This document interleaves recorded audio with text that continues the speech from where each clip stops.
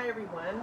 I wanted to give you an update on the Burning Man outreach coming off of the attempted outreach, I guess you could say. I want to thank everyone for helping us with the tires. We ended up getting 4 tires, not just one. The one that blew out was completely gone. The spare was rotten. And by the time we got to Fernley, we ended up having to buy 3 more tires, so 4 in total. So thank you, because it gave us everything we needed in order to get up there. We came up late, so it was kind of different. It was like it was not it was not having like all the time that you would take like in years past to create a camp, to put everything together. You know, when I used to do the Freedom Lounge at Burning Man, I started in January, and then I got everything in place so that by August we had the team in place, we had the finances in place, we had the food already done, we had everything all figured out. And this was just a short little trip up there. My desire was to see a positive kind of, you know, kind of an exodus, you know, because the last one was a wreck, and I was like, this isn't happening for me. I want to tell you a little bit about, just quickly, about the condition that I saw, okay, my perception of Burning Man and what's happened. And deep darkness has covered the earth. I mean, people were stealing things, there were drugs put in people's drinks, there were people that are missing, there are people that couldn't find their way back. They were disoriented. They ended up in the hospital. Some people fell off of the big 20 and 30 foot art demonstrations on the playa, which means beach. I did go out 2 nights. I went out one night and we got video of the art and of the man, and I explained that. And so Josh is going to put some of that footage together, because I did it out there so you can see it at dark. We had bikes, which was wonderful. Someone helped us get bikes, and they were electric bikes, and that was great. I only fell off once, and then I ran into a truck once, so that was fun for me. Anyway, I shouldn't have probably been on a bike in the first place. And then I want to talk to you just about the fact that I'm probably never going back out there. I feel like it's a season that's over for me. I don't think it's something that I'm going to be doing. However, I will be raising up teams. There was another team out there at Burning Man this year who were using a lot of the same principles. It was kind of birthed off of the foundation of Freedom Lounge. So I did get to see the fruit of my labor. I got to see, you know, what God had done through us and how He had spread it. You know, that's the whole idea, is that it's multiplication, that you're multiplying your efforts in other people. So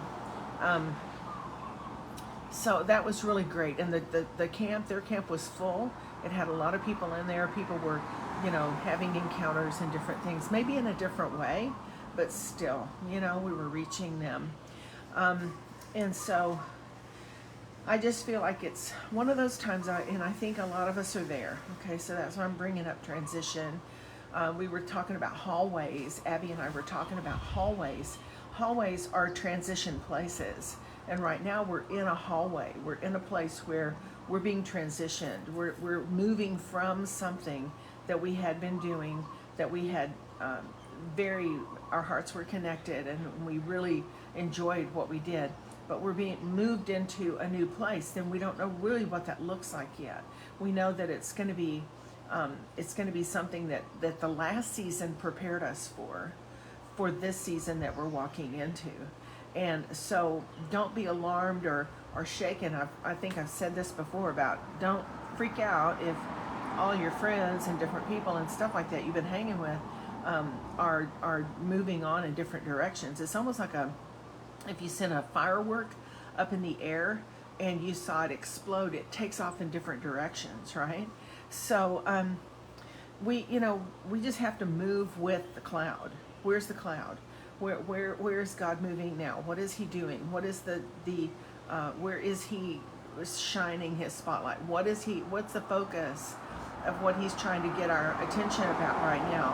1, we know that it's small group. 2, we know that it's prayer. 3, we know that it's personal relationship. It's not big mega nothing. It is personal relationship with him so that we can learn and hone the ability to hear him in a moment without any, without any kind of distraction and weird stuff. And so that's some things that I think are real important. I think there's going to be some things, opportunities come available to us that we have not thought of, that we didn't think about, we didn't know. There's plenty now of opportunity to reach certain ones. God's always going to count by ones. That you need to know. These big events where all these people are swarming around and they're getting saved and all that, that's awesome and that's wonderful. God counts by ones. He wants to see them not just come into him and connect with him, but he also wants to see them be discipled, be trained, be grounded, be solid in what they understand about his truth, about the truth of them and the truth about him. Understand their own identity, who they are and what they're meant to do, and then he'll build from there. The hidden warriors, the hidden generals are coming up. You're going to see a lot of people who have been hidden. They never wanted the stage. They never wanted the spotlight. They never wanted to be noticed or visible. They were just out doing the work in the field, similar to David, out in the field, watching over the sheep, and then God called him, right? Just God called him and said, you, come here. So I believe you're going to see these kinds of leaders. They'll be shepherds after God's own heart. God will give you shepherds after his own heart. So it's a time of healing. It's a time of restoration. It's a time for us to get over trauma, over bad stuff, over stuff that's happened, over betrayals, disappointments, over things that have been even by ministry leaders. I know there's a lot of that going on right now. And you know what? That's a terrible thing. Okay, it is. But God is so much bigger, and he's able to heal, and he's able to restore. And any of your story, any of your mess becomes a message. So regardless of how it happened, regardless of who did what to who, God will turn it around. I mean, I listen to Joyce Meyer sometimes, and she had a horrible lifestyle, with her father that abused her every day since she was little, and yet she's instructing people on, look, you can either be bitter or be better. It's up to you. You want to be bitter or do you want to be better? So I feel like we're there, and I'm not discounting anyone's pain or anything that happened. It is a rotten, dirty thing for people in leadership to take advantage of other people. That is something that they're going to stand before God. The teachers are held to a higher standard, and pastors are held to a higher standard, and that's between them and God. And they're going to have a day with him where they're going to have to answer for stuff. But there's a lot of good pastors who have not done that to people. So you can't throw it all out. You can't just throw it all out and say, well, they're all dirty, they're all horrible. No, they're not. They're not. I know a lot of wonderful, incredible people. They're just hidden. And they've been doing they've been doing the work. And they've been doing whatever God told them to do, and they've led well. So I'm over here in Hawaii now. Thank God. I'm in Hawaii. I went from the desert to paradise, it's like, and I've got a conference that I'm going to be doing in Maui next week and on Wednesday. And so it's the Arise conference. So we're going to be praying for people who were devastated by the Lahaina fires, by things like that. So please pray for us about that, because that just grips your heart, when people have lost so much, and they just are circling in their minds going, I don't understand this. So anyway, I have a team with me, so it's going to be a really great opportunity to minister to them. I want to thank you guys for helping us get the tires, get on our road, get the Burning Man experience under the belt, and get back safely. And it turned out, bittersweet, and that's okay. I ended up getting sick, which never happens to me out, especially out there. So I was kind of not available one full day, and we were only out there for 3. So that never happens. Never ever happens. I had a fever. I had the whole thing, and I thought, God's probably just telling me, lay down, don't get out there. There's stuff you probably don't need to be involved in. So that, and I took it. Okay.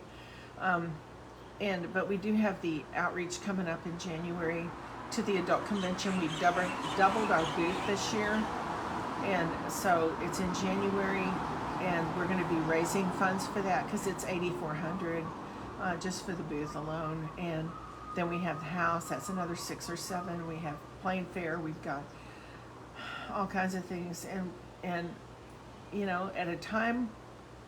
At the time of harvest, at a time of people where spiritual hunger is rampant, we don't want to miss opportunities to go in and have them, be available to be loved on and to come into truth. So go to my website, cindymcgill.org, cindymcgill.org.